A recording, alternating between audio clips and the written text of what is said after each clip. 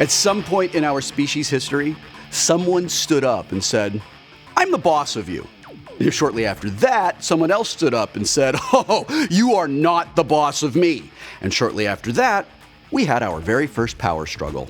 And ever since then, whoever has power has fought like hell to keep it. And this happens at all levels of our society, from the playground to the boardroom to the halls of government buildings all over the world. The rich and powerful take what they want by any means necessary, and if you try to put a stop to it, the goon squad shows up. Anyone who has dealt with a homeowners association knows exactly what I'm talking about. Today on Tabletop, Amy Dallen, Matt Fraction, Kelly Sue DeConnick, and I will use a role-playing game to imagine a dystopian world where power has been totally concentrated into the hands or claws or circuits of one horrible centralized authority. And a small group of rebels has decided that they have finally had enough. They are going to stand up to the authority and take back their dental plan. Or maybe they'll do something a little more extreme, because these are no ordinary rebels. These rebels are teenagers. They have nothing to lose, everything to gain, and their story will be told in Misspent Youth.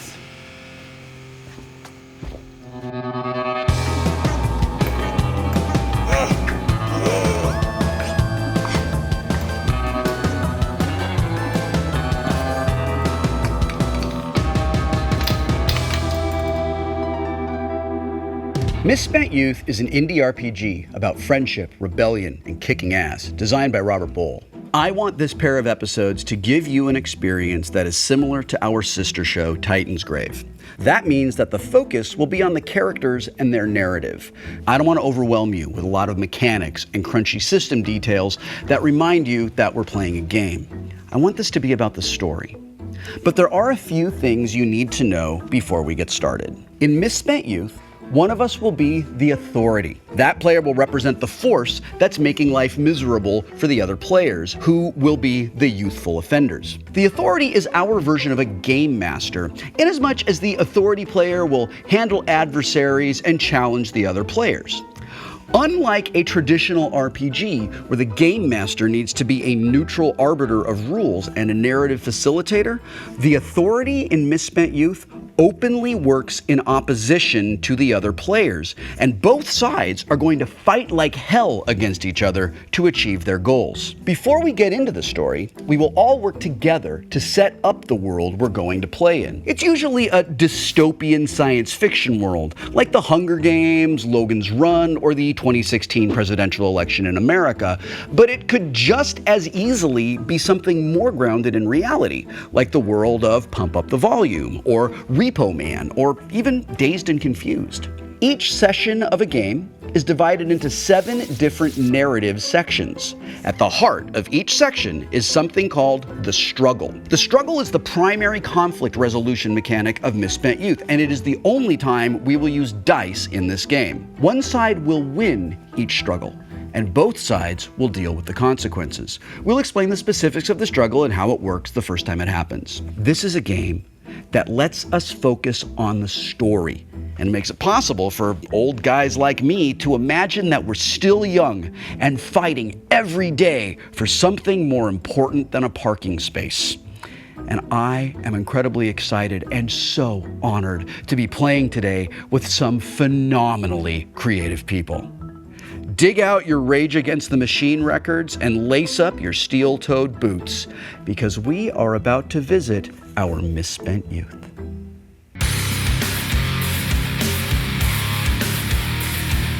I'm Amy Dallen. You have seen me around on Geek and Sundry. I got to be on the first season of Tabletop, which was amazing. I've been on Omnibus, Talking Comics Weekly, my own Talking Comics vlogs. I do a show called Future Girl on my YouTube channel. My name is Kelly Sue DeConnick. I'm a comic book and television writer. I'm best known probably for my work on Captain Marvel. I'm also the writer of Bitch Planet and Pretty Deadly. My name is Matt Fraction. I write comic books and TV, books like Sex Criminals and Odyssey, Casanova, Recidivist, Adventure Man, and I'm really good friends with Eliza Fantastic. Welcome to Misspent Youth. Thanks for being here, you guys. Thank you for having us. So let's go ahead and get started. We choose who's going to set the first scene. As the authority, I want to be able to set scene number 5, which is where things really go bad. 5, 4, 3, 2, 1. I set the first scene. So the first scene is called What's Up? So here's where I would like to set this. Okay, this is actually we're on Earth, and but we're definitely in a dystopian future. Okay, this is the world where Citizens United has just completely gone global. Okay. And Helping Hand is an extraordinarily powerful industry, right? Because Helping Hand takes advantage of, Helping Hand has its hooks in religion and helping out runaways and working with the government and getting laws passed and all of that stuff. And you are all in a Helping Hand facility, right? And this facility is kind of removed from a city. It's far enough away from a city that it would be difficult for you to hop out and disappear into the city, but it's close enough to the city that people who live in it know it's there. And at a point in the not too distant past, you killed a guy, and you helped get the body put away in the footlocker in a closet in a place where the pod mother goes. So our first scene is actually going to happen 2 days after that body was taken care of. All right, it is morning. You are all at breakfast in the cafeteria. And let's say you hear from a nearby table a group of pod mothers discussing the missing helper. One of the pod mothers makes eye contact with you. Okay. She scoots her chair back and is coming across the room toward you. What happens? I would probably sort of straighten myself up, and as she became, and knowing immediately she was coming over, would sort of button up and tie up and sort of stand up to shake hands or fist bump or whatever we do in the future, and sort of how may I help you? What's? Well, Mr. Willoughby, we're all very concerned that someone knows something they're not telling. Someone is not being very helpful, Mr. Willoughby. And we know that you hear things. Have you heard anything about someone missing? Absolutely. And you didn't hear it from me. I hear it's been about 2 days, and they have no idea where the guy went. Oh, it was a guy. Well, the word is it's a helper. So the assumption is that they're men, I guess. Your PDA chimes. Oh. And it is the coach on the screen. And I think we're going to start a struggle.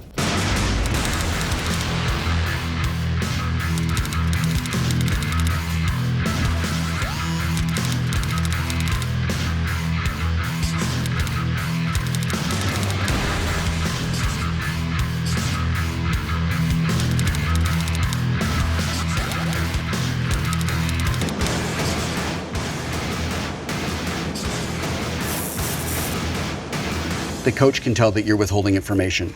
It's in all of your sensors. And the coach wants the truth, the complete truth to come out. Okay. That is what the authority wants. So the hope for our group is that we will send the pod mother to the next table. Yeah. Sure. Okay. All right, well, let me, I'll stand up. Great. All right, you stand up. Go ahead and roll. So stand up. I'm rolling 1, yeah? Just 1? 2. 2, right? Yep. 8. You rolled 8. That's all right. good, that's 8's a good. good number for you. That's good. So what? Which of your convictions are you going to use? I'm going to go with fast. I'm Okay. you know what, Coach? You are absolutely right, and it drives me crazy that this kind of thing can happen here, and it's been keeping. If I could just be a part. I feel like I have a lot to offer, and I feel like I'm not with these defects. There's a lot of things I could be doing that I can't because I'm not supposed to be here. And I feel, and I'm frustrated. Yes, I was withholding, and I'm sorry. It just gets me so mad that these things can happen when all of us who can be productive and can be helpful and can be a part of this system, can be helping everyone, help hands. My hands are tied. Okay. And help me, help us, help you find this guy. Where should we look? Where can I go? Okay, so you put that on 8, all right. And now the authority claims 7, just automatically. And what you feel happening is the coach's biofeedback sensors are really going, like they've been confused at the moment. You also notice that at that nearby table of pod mothers, they've all looked over now, and one of them sort of seems to be like leaning in, and I'm going to take 3 for her as well. So now she stood up and she started to walk over, and she's leans into the other pod mother, and she says that, well, Coach is certainly very excitable this morning. And she looks at the two of you. Would one of you like to stand up? And you can stand up again, or one of you can stand up. I stand up. Okay. You rolled a 7. Oh! Now. Way to go, Octavia. Now. Call me Taffy. You can sell out a conviction right now, and this will not fail. Or you take the failure. Take the failure. It's early. We can take it. It is early. Okay. Oh, you guys are a bad influence. Yeah, let's take the failure. Okay. All right. So you I stood up and I was okay. I'll Tell tell me you how what you my failed. plan was, Yeah, go. which was to sort of be like, you always do this. You're such a suck up, to make it seem, to reinforce your plan of being like, just seem like you want to be helpful but don't actually know anything. It looks like I was less successful at that than I thought, and I Okay. actually just looked like I got up and got really mad because you always do this. You always want to ingratiate yourself by telling them everything you know. You see, this is the kind of thing that I feel like if I had a bit of authority and a position of where I could be respected by my peers, you know, because like I'm not really one of them, you know, I say peers are not really peers, but I feel like this kind of noise, I could do a lot of good, like a sieve, like helping sort out things. Coach chimes. Coach says, honesty's the best policy. And you feel your wrist strap begin to tighten. And the pod mother leans down and says, is there something you'd like to share, Mr. Willoughby? Would you like to be helpful? And when she says that, hands come down on all of your shoulders from the 6 helpers that have just arrived and have clamped down on your shoulders. That's the end of our first scene. Okay, so we clear off the struggle, Yeah, that was my question. the struggle Okay. board. All right, and now we move on to scene 2, fighting back. I want to set scene 2. We need to put in a beat. I like the idea of discovery, but I'm not sure how us getting caught, like how to set up something where we fight back. Could we run a scene where we try to convince them that surely there's no way that we sweet Octavia Pew Pew. That would be fighting I'm a back. 14-year-old girl. What are you Right, talking about? right. fighting Could back have for look sure. at the damage done to Yeah. this, Yeah, that would But be are we awesome. going to helper's try skull. to frame, like, are we going to try to work it like, yes, you've discovered we know something, but we know what happened? The pod mother killed that dude? We're gonna accuse the pod mother. pod I think that's enough. I mean, I Okay. think we'll discover it in the storytelling. So you have to pick an authority figure or a friendship question. Okay. That's Yep. pertinent to this that's, scene. Yeah, that's fundamental to Right. the scene. Yeah. But I mean, this scene, I guess, is about the pod mother that we're Great. going this on. Okay. Does she have a name, Her name is Mama. Mama? Every pod mother is called Mama. But does she have like a Yeah, which she's mama? something like she's. What? She's Mama Jean. Mama Jean? Okay. Yeah. They're all called Mama with a name. So And she's the mother of my pod, or she's. well, he asked her where you hid the body, so we could just make it about that friendship question. Actually, that makes a lot more sense. This scene is about that friendship question. Where did you hide the body? And the answer So- was in that person's closet in a Jean's Foot Locker. closet. Okay, all right.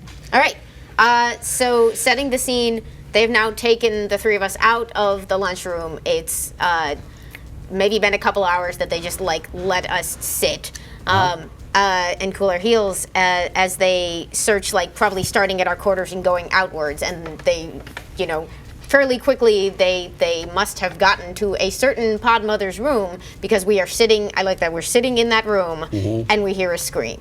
And I bar the door. Nice. And we know that there aren't cameras in this one room because it is usually the interrogation room. But our PDAs are probably recording. Probably. things. I really hope the stories about Mama Jean losing it aren't true. Yeah, Willoughby, I would be devastated if anyone were to find out. I mean, Mama Jean is my pod mother. You know, we have a very special relationship, and I don't want her supervisors to know how stressed and volatile she really is. I'm worried about her. Just try not to say anything. Again. Well, you were trying to help them. Overreact. Octavia, I think we all have to help want each other. Mama Jean to get the help she so clearly needs. Mama Jean has help. The help is with Mama Jean. Are you following me, Octavia? I'm going to start a struggle. The door tries to open, and it can't. Okay. And there's a banging on the door. Children, let your mama in. So I immediately leap up and like unbar the door and let you in. And we're in a struggle now? I guess there's no struggle. Yeah. Well, was the struggle to kick the door in, or the struggle why was that door locked? Just the handle was shaking. You just let. Okay, so let you in. Okay, Yeah. okay, great. And so in comes, and it's Mama G. Children, I'm very disappointed in you. Do you know why I'm disappointed in you? I think you do. Mama Jean, it breaks my heart to think that you could ever be disappointed in me. Well, I am, child, and I think you need to tell me why. It's important to always tell the truth. That's how we help others. Mama's starting a struggle. She's going to get you to confess. I think our hope is to stall. Mama Jean doesn't know the body is in her room, but we do. All we have to do is hold out until helpers come for Mama Jean. Okay, so Mama Jean comes over, and she puts her arms around you, and she strokes your hair, and she says, "Claire, you've always been such a good girl. You're so helpful. You set such a good example for all the other children who need help. I know you can help me, child." And she reaches into her pocket, and she leans back, and she's got a small syringe, and she starts to unscrew the cover on the syringe. Okay. All right. Yep. You're standing up. All of them. All right. I picked all of the dice. Okay. Okay. Great. So go ahead and roll. Okay. All right. So. You rolled a 10. All right. So you're going to claim 10. Right. And what are you using? Which of your things are you using? So I'm gonna use trusted. Okay. Great. Use trusted. How does trusted work? I'm gonna I'm gonna offer to inject myself. Oh, Mama Jean, you know I would never. I mean, you're my pod mother. I do, child. I do. I will. You know, is this what you want me to do, Mama Jean? I absolutely will for you. Let me help you. And she starts rolling up. So she's not giving it up, right? Mm-hmm. But she starts rolling up your sleeve. She claims 7 because you didn't get a 7, and then she's also going to claim 3 on this side. Okay. I'm gonna ruin our whole game, but I stand up. You're standing up. Okay. Yeah, What do you do? Roll. First find out if roll. Okay. I did not just do that again. You rolled a 7. Oh. You rolled a 7. When you said I'm going to ruin, you really meant. I mean, I thought you were. Okay, all right. You can sell out. Please leave me for cognitive powers. I'm selling something out. What are you going to sell out? What does bad become? It becomes perverse. Can I offer a note? If you sell out to perverse, offer to do it. You can do the injection, please. You've always wanted to try it. And this would mean that we get our hope, right? But for the rest of this game, this means we win the scene. Yeah. Yeah. So. Yep. Okay. I'm selling out. Okay, which one are you selling out? Head and sell out bad to perverse. Okay. All right. You tell me how you narrate how you use bad to stop this from happening. Go.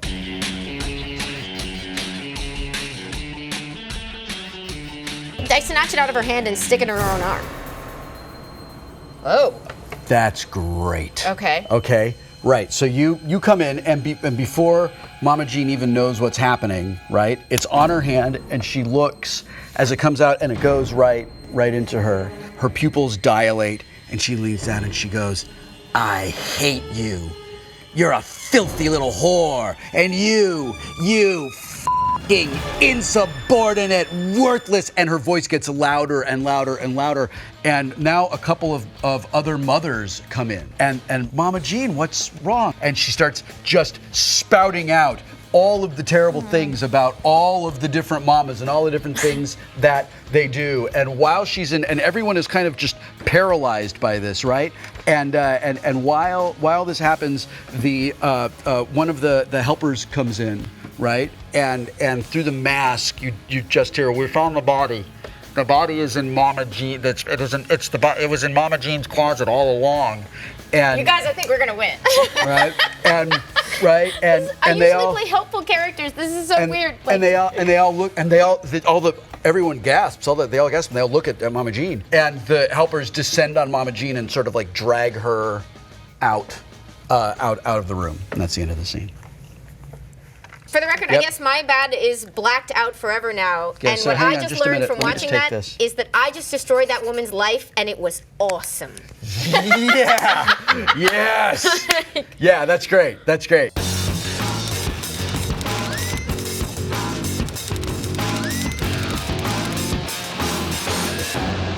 So, all right, so the question, do you take down the system from inside or do you get outside of this facility and work to take it down from another location? Right.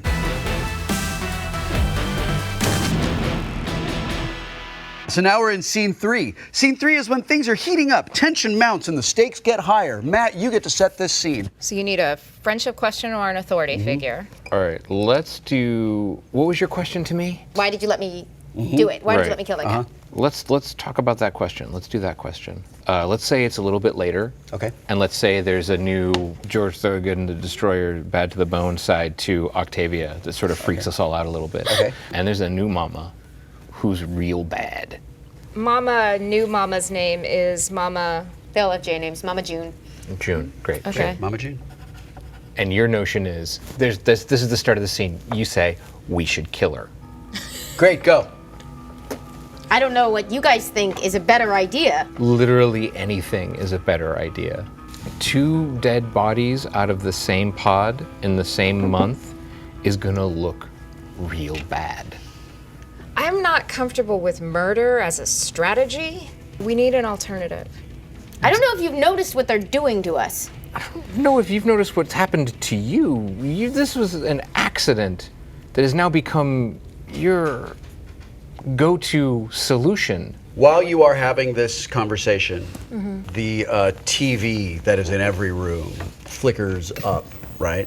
On the screen, it's the Daily Shame. It comes up and it's like this happy looking like sort of little hand, right? And it's like, helping hand helps you help people too, or I don't know, something better than that. No, that you know, was like pretty Poochie good. or Yeah, better. that was really good. Just off the top of your head, huh? You know, just shout it out. Wow. No I mean, conspiracy wow. at all. Like Poochie, but you know, more proactive. So and it's the host. Well, good evening, helpers and helped.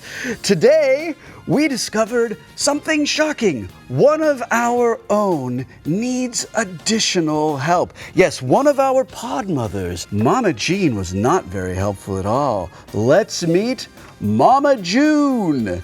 And in comes Mama June, walks onto the thing, and this is the mama that you've seen before. And she has with her sort of a brand new recruit. And the brand new recruit is a kid who clearly has just been taken off of the street, right? And he says, Mama June, you show us just exactly what skills you've brought. How are you gonna nurture these poor children back into life? And she says, by showing them examples. And she grabs this kid, right? And you hear the sound of footsteps in the hallway outside. And now the shot switches to handheld. And the handheld shot comes in, and it follows Mama June and the kid down this hallway. And the door to the room that you guys, the door to the room that you guys are in, like just slides open, and there's Mama June with this sort of like nameless urchin, and she throws the kid into the room, and she says, "You're so good and strong and helpful. Help this child learn how he can be helpful too." And I am starting a struggle. She wants you guys to subjugate and humiliate and beat this kid, because she wants you to know where you stand in this thing, because you've forgotten what your place is. What's your hope? Our hope is we get the kid out of the room without hurting him. Yeah, what happens if we don't? Do we get to know your This just objective? got really dark. I'm jumping in. I'm jumping Yeah, up. okay, I'm go jumping ahead. You stand up. up. Stand up. Open 11. And I'm going to go with, I suspect, sneaky. Okay. Mama Jane, and I'm trying to make this sort of so that the cameras can't hear, but absolutely so the cameras can hear. I know you're fairly new to the facility, but we're both defectives, and all three of us are defectives rated, and that means we're not allowed to implement martial punishments. It'd be a violation of sections A, B, bullshit, okay. yada, All right. yada. Yep. And I would hate if your first act of motherdom to this pod would be to have to result in a televised violation of rules and blah, blah, blah, blah, blah, blah. So I'm trying Yep, to okay. I'm fumbling. So she looks at you. You've managed to, like, she was pushing you in to go and beat up on this kid, right? Mm-hmm. So she turns to you and she says, "You best respect your mama." And then the kid on the floor looks up and says, "Help me, please." And one of the helpers starts to reach for something in its pocket. Who will stand up? Go. You're standing up. Okay, so I have rolled a 9. Okay? All right. Which so of your convictions will you use? I will use. I have no idea. I am a teenager and That's perfect. Okay, great. Okay, go. Here. Yeah. But like I have to have a way to play one of these things, and I can't think of a way to play cool with an adult. You know what I mean? Like. I'm going to help you. I'm going to help Okay. you. Okay? It's not a helper. Okay. It's another kid, and that kid is like, What if is getting ready to go. Okay. All right. Okay. All right. Then Claire's gonna swoop in. Yeah. And like, oh really? Oh, you're gonna do the stun gun now. That's great. Yeah. That's right. Yeah. I mean, it's kind of early in a but you're new, right? You're like, I don't think I've seen you here before, because usually we're like, you don't really kind of jump like that. Like that's a little. He looks around. He super blushes. Yeah. Like majorly blushes, and then just looks around. You're just gonna. Yeah, right and now, then just looks around like he kind of doesn't know what to do. You can sense that he's kind of stuck, kind of in between things, and you've managed to hold him off. Now these cameras come around, and there's one sort of being handheld, and the other one's kind of like on a drone. Now it's circling around, and you can tell that it is really getting close, like close shots on all of you guys, and you can hear like it's winding up.